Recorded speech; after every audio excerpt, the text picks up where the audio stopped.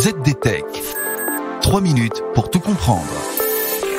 Bonjour à tous et bienvenue dans le ZDTech, le podcast de la rédaction de ZDNet. Moi je m'appelle Louis Adam et aujourd'hui je vais vous parler des failles 0D. Ces failles d'un genre un peu spécial sont le cauchemar des éditeurs et des constructeurs comme Apple, mais aussi de leurs utilisateurs. Et elles se monnaient parfois pour des millions d'euros, au profit de services de renseignement et de cybercriminels qui souhaitent les utiliser. Mais pour comprendre ce qu'est une faille 0D, il faut déjà comprendre ce qu'est une faille tout court. Il s'agit d'un bug dans un programme informatique, une erreur qui va pousser l'ordinateur ou l'appareil à se comporter d'une façon inattendue. Ces failles peuvent être utilisées pour prendre le contrôle de l'appareil, voler des informations secrètes comme les mots de passe et autres choses du même genre. Quand ces failles sont découvertes, l'éditeur publie une mise à jour de son logiciel. Ces mises à jour visent à réparer l'erreur et à rendre la faille inutilisable.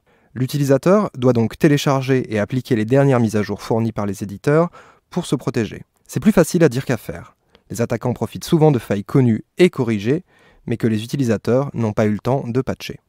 Mais alors, qu'est-ce qu'une faille 0D a de plus qu'une faille normale ? Une faille 0D, c'est précisément une faille inconnue de l'éditeur du logiciel. Comme le créateur du programme n'est pas au courant de son existence, il n'existe aucune mise à jour pour corriger le problème. L'utilisateur final ne peut donc rien faire pour se protéger.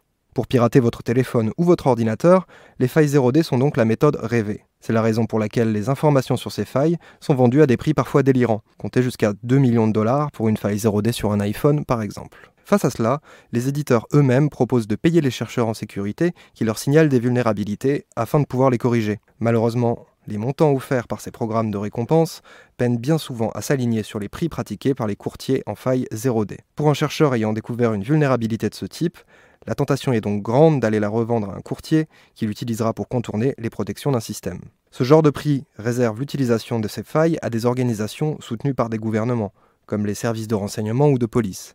Ils s'en servent officiellement pour pirater les appareils des suspects dans le cadre de leurs enquêtes.